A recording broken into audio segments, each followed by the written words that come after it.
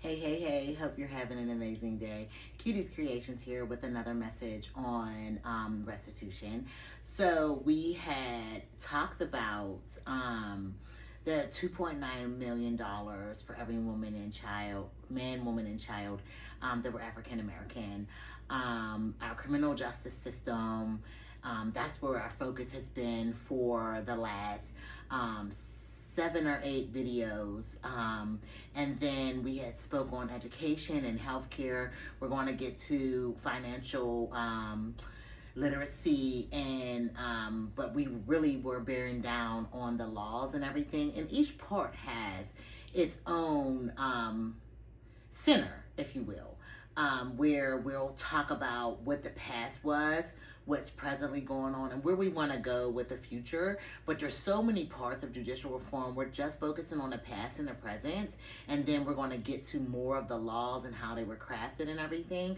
But I really wanted to just give you some vital information on why we're making the case for us to have this restitution, why it's necessary for us to have a better union, a more perfect union, why the why and the how of all of it, because a lot of times people forget what these disparities has cost us and how we got here in the first place. I know when I started doing the research on it and really wanting to get to the facts of it, there was so much information that I had already known, and then there was so much information that I started to find just going through all of the research and everything and connecting those dots. So I wanted to really connect those dots for you, because it was very hard to be able to find our history in this country because it was buried. And like I told you before, they didn't do anything with our history that we wouldn't have done too. It was up to us to record it. It's just that we had so many disparities that we weren't recording it. And when we were recording it,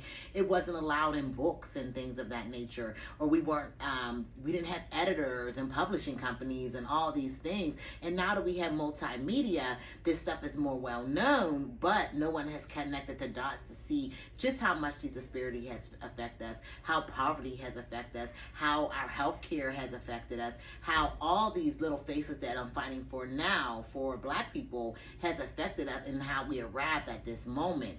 There has been good and bad in all of it, because like I said before, you don't get change when everything's good.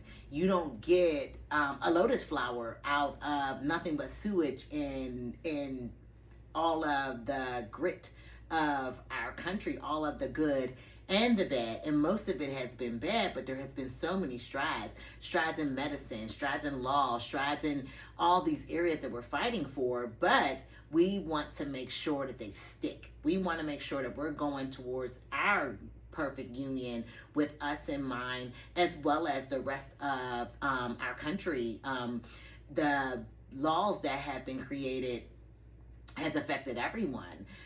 They can say they haven't affected them, but we wouldn't have women's rights without us fighting for it. I remember we will get to that. I don't want to get sidetracked, because we're going to touch on every single law, and I know that's going to be tedious. But we will get back to it. We're going to touch on every single law and how it was either made against us, and our fight has made new laws that made them for us. And this is how we're going to make the case for us to be able to have judicial reform. This is how we're going to make the case for that $2.9 million, which is now really just the cost of the 40 acres and a mule. That's what it came out to be. When I put it into ChatGPT and said what would the value of that be in money in 2024, when I first started this, it was $2.9 million. And then I was like, well, that would be the 40 acres and a mule. But to really heal a nation, we have to touch on all the areas that had been affected in the first place. And I really wanted to put environment in that, and I'm pretty sure we're going to touch on that at some point. But it's really hard to get down to the environment as well, when so many people are affected by our environment and we are affected by theirs.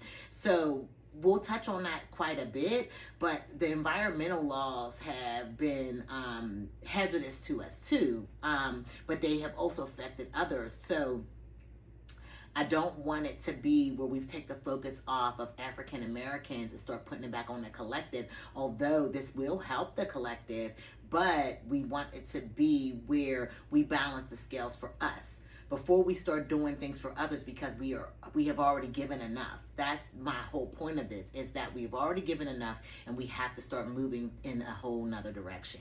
So I digress. Let me get to the lesson. So civil rights, the civil rights movement, 1950s to 1960s, legislation like the Civil Rights Act of 1964 and Voting Rights Act 1965 dismantled Jim Crow laws, though legal battles over discrimination persisted. So even though we had gotten out of slavery, and then we had our civil rights movement, which really was really great, but then Jim Crow laws came after that. So like every step of the way that we were moving away from where we were being brought back to where we were like being discriminated against. And we had to keep fighting. And this fight has been going on. Like even after the civil rights and even after Jim Crow laws were abolished and everything, and they are now bringing them back down to the South. Like, I don't know if people know this, but there are 4 states that have crafted laws that are just like Jim Crow laws. We are now facing segregation desegregation in our schools again, where they want to separate cultures based on the color of their skin versus it being based on curriculum and how much do you know, even though I don't think that's a good idea either. But I do know that kids learn in different ways, so I want that focus to be on how we get to a more perfect union with our education with our kids, because they are the future. They won't be kids for long. I grew up, everyone grows up, so we want to make sure that we are giving them the proper education. We're not giving them that quality education, but we don't want to focus on education again. I'm just telling you how these things run into each other, because education is based off of laws. The education system, the Brown versus, I can't remember, I think it was Brown versus Mantle, but that was the law that got us our first bit of public education, and that law was based off of us. They wanted to make sure that we had education that was free, because we had been denied education. There were schools that didn't cost anything, but we weren't allowed to go because we were separated by the color of our skin. But even though they had desegregated the schools and everything like that, it wasn't until we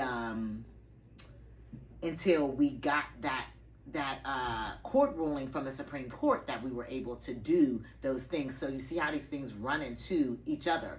The courts run into education, and because it's all about finance, because we're paying through our taxes, so it all falls into finance, and then it falls into healthcare, because what do you have to do when you sign your kid up to school? You have to have immunizations, you have to have your physicals and dental records and eye exams and all these things to be able to sign your kid up to school and everything. But if you are lacking in healthcare, how would you be able to do that? These are the things that they put into place to stop us from being able to have an education. And then we changed those laws for everyone to have it, and that was through Medicare, Medicaid. So we have to remember what the pathway was, and that pathway was built by us. And we made that pathway for so many other people, because we aren't the majority in this country. So when we got it for us, we ended up having all these kids in the rural areas that weren't getting education and everything, that were white. They were now able to do the same thing as we were. And people didn't really acknowledge that until years and years later, after they had been utilizing our hard fight. So let's get back to the lesson. So the landmark ruling of Brown versus Board of Education struck down segregation, the Civil Rights Act in 1964 and Voting Rights Act in 1965, aimed to end discrimination through enforcement remained though the enforcement remained contentious.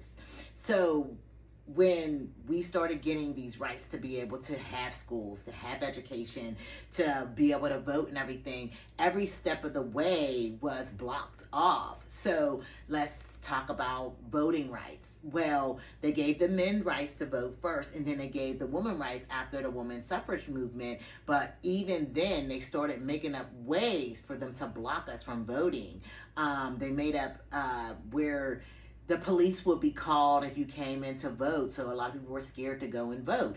I remember when they had the ruling felons couldn't vote, and then we fought against that. And it's been 7 years since I fought against that in most states.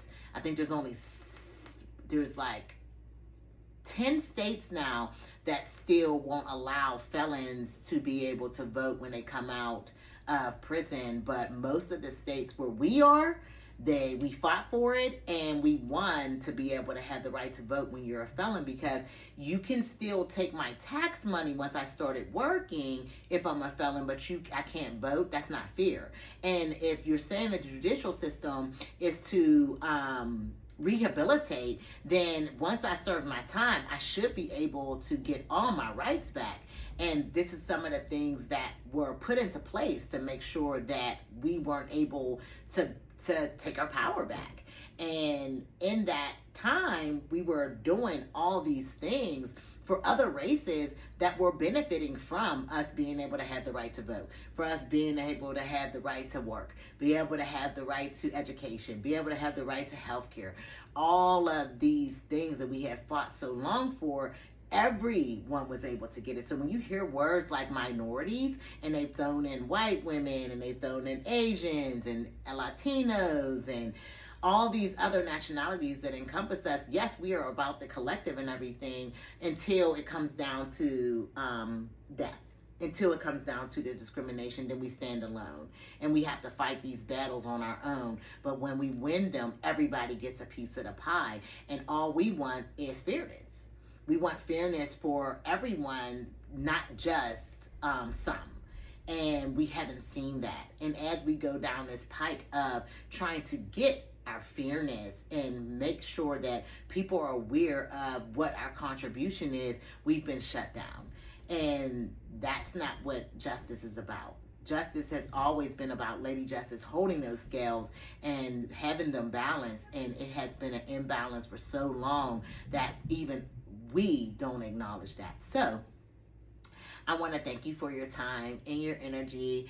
And please like, share, subscribe, and comment down below. It really helps the channel grow. And if you want to become a part of the movement, please check the description box. My email's in there. You can get more involved. And if you want to donate to the movement, my Cash App's in there as well. Like I said, I want to thank you for your time and your energy, and I hope you have a great day. I can't find a clicker, y'all.